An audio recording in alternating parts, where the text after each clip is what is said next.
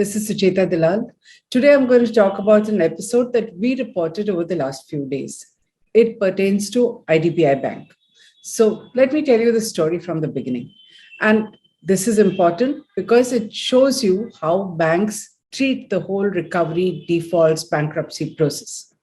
So on 20th December, the wire agency IANS put out a sensational report which suggested that yet another diamond company like Nirav Modi had squirreled away a massive sum of 6,710 crore from IDBI Bank. This story was based on an advertisement published by the bank on 19th December. Look at the picture that we're showing you with a photograph of 8 of the promoter directors of this company, which is called Sangvi Exports International Private Limited, company that nobody had heard about. The advertisement proclaimed all these promoters, 12 other related persons and entities connected to this group as willful defaulters. Now, so far, so good. As it turns out, there was nothing of this size at all. No scam as big as this. But where did the number come from? Look at the picture again. I've circled it in blue, and it is part of the advertisement of IDBI. Now, all hell broke loose once the story was out. The bank rushed to clarify, issued a letter to the stock exchange saying that the default was, in fact, as little as 16.72 crore, which it said was the principal outstanding. And it called the news report factually full of factual inaccuracies, actually. As it turns out, it's the bank's claim in its official letter that was full of factual inaccuracies, or rather half-truths. In fact, the bank issued a second correction, which it put out as another advertisement on 21st December.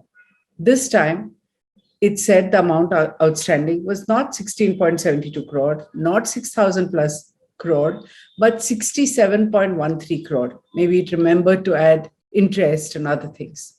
Now, IANS, in its follow-up story, put out all these ads, and it points out that there is no mention of yet another sum of US dollars 161,088, which is listed in the first ad as part of the outstanding claim.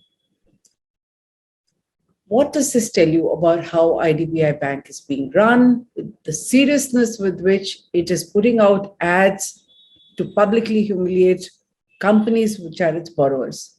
I don't want to hold any brief for this company, but let's look at this whole willful defaulter issue a little more closely. A willful defaulter is obviously a person who doesn't pay back loans, also one who is suspected to have diverted the funds borrowed. It's punishable with imprisonment. But it's important to remember that no big businessman has ever been punished so far by following through on the process. Now, my feedback from sources in and outside IDBI Bank suggests that Sangvi Exports was definitely a defaulter. And they say that the annual accounts also seems to indicate a diversion of bank loans to group entities. One of the promoters based in Surat was also arrogant enough to send an angry email threatening with a big denial and threatening legal action against the news agency.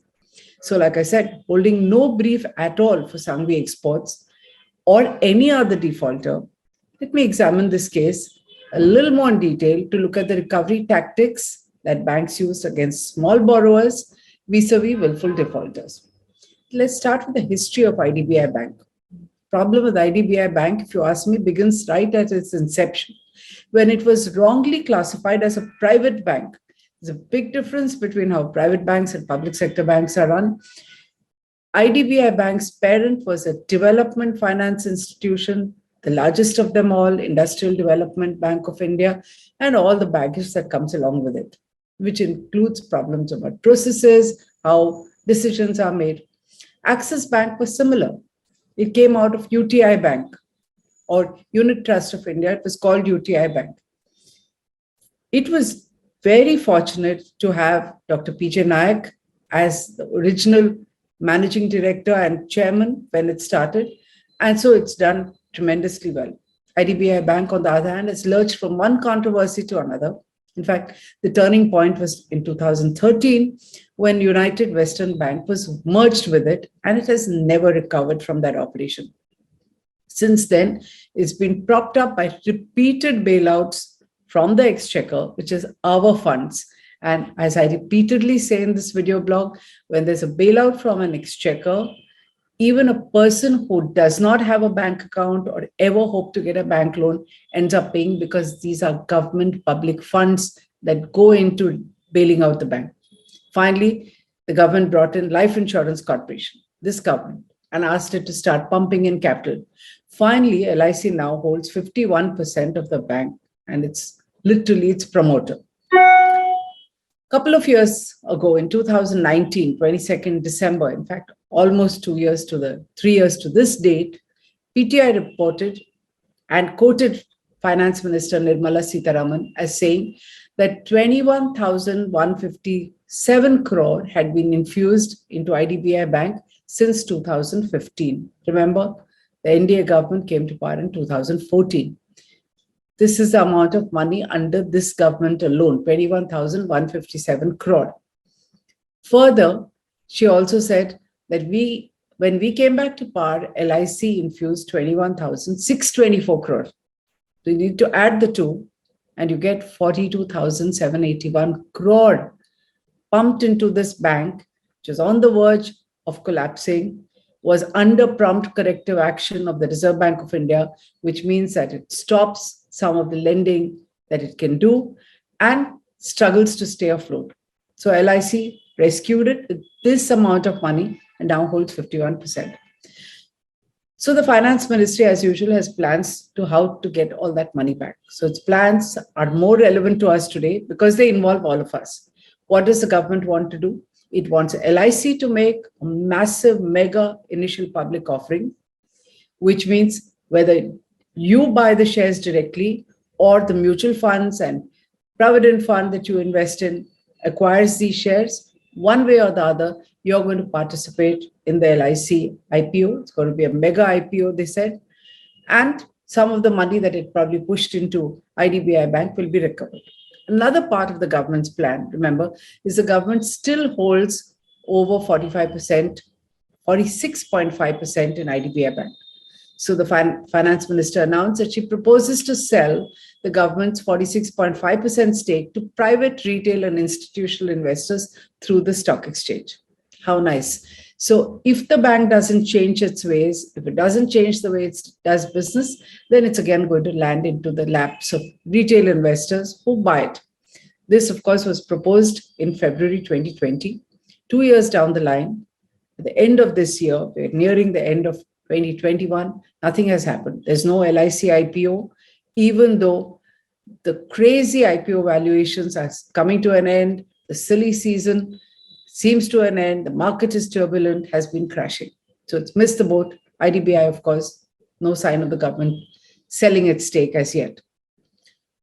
In fact, things are changing for the government. After having rolled back the farm laws, the government also appears to have turned cautious about ramming through a bill for privatization of public sector banks. Most of you know that all public sector banks have been on strike for a while, and the Banking Laws Amendment Bill 2021 was not introduced in Parliament, which shut sine die a couple of days ago.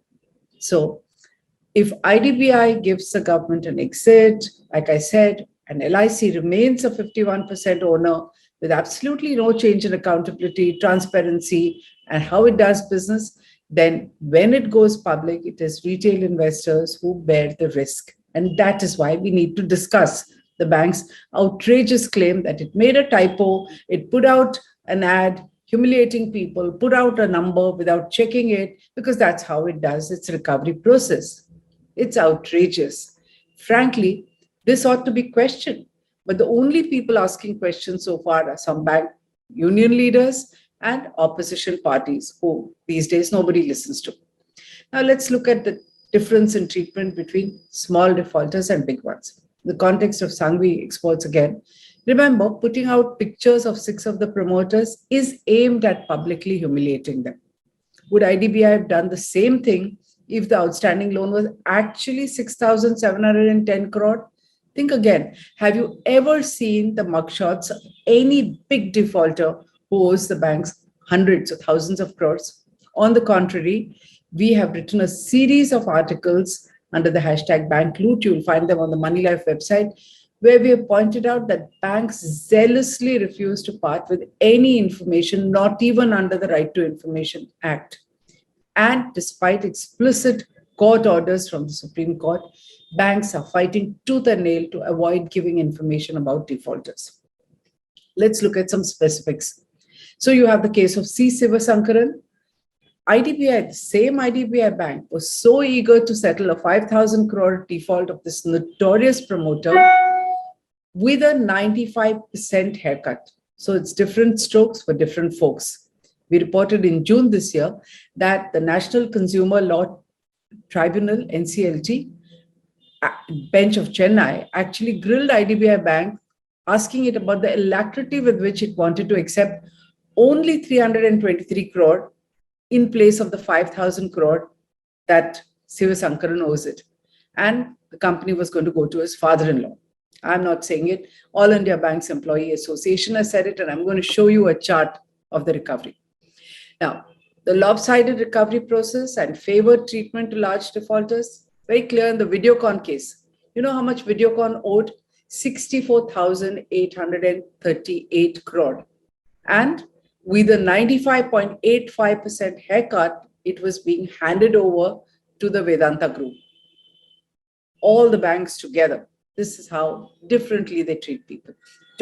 Banker tells me, this difference is because banks want to genuflect before large defaulters while squeezing and humiliating smaller borrowers. Less than 100 crores, you are at their mercy. Another view, my view also would be that they're fully complicit with the loot. And this is not just the banks and the borrowers. As it turns out, a 15 December press release of the Income Tax Department shows that even asset reconstruction companies are part of this crooked cabal. In fact, the IT in a statement said it had raided 60 premises of 4 asset recovery companies and uncovered, its words, an unholy nexus where assets purchased by them, which is these bad loans purchased by them, far below the value of collateral securities, are then sold back to these borrowers after layering them through a maze of shell and dummy companies.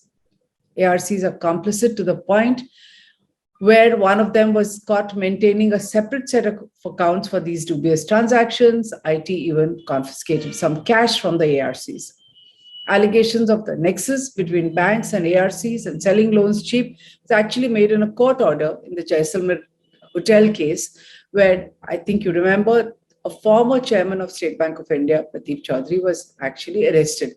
Now, maybe the court went overboard in ordering his arrest, especially when it happened after his retirement. We're not going to get into that. But again, the allegation there was the nexus between the bank and the ARC. In that case, the borrower was outside, but IT now tells us all of them are part of this complicity. The All India Bank Employees Association has now gone a step further, part of its strike, and tabulated what this is. Look at the numbers. It started with SR, the kind of haircut there was. Some of the big defaulters, the first ones when this bankruptcy law was celebrated, was small haircuts. In SR, it was 23%.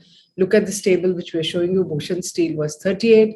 But as the days progressed, it started getting bigger and bigger. So Monitor's part, 75% haircut, Amtech, 80%. Then we go down to Videocon, 94%. ABC Shipyard, 95%, Sivasankaran, 95% goes to the father-in-law. ABC Shipyard goes to liquidation. This is what they do with public money. Things will begin to change only when banks are made to treat every corporate default with absolute seriousness, monitor their accounts, and treat everybody with fairness and equity. The IDBI Bank episode shows that we are really far away from it. And we, as investors, need to raise our voice and our objections to how they behave. If you like this, share this video, and thank you for watching.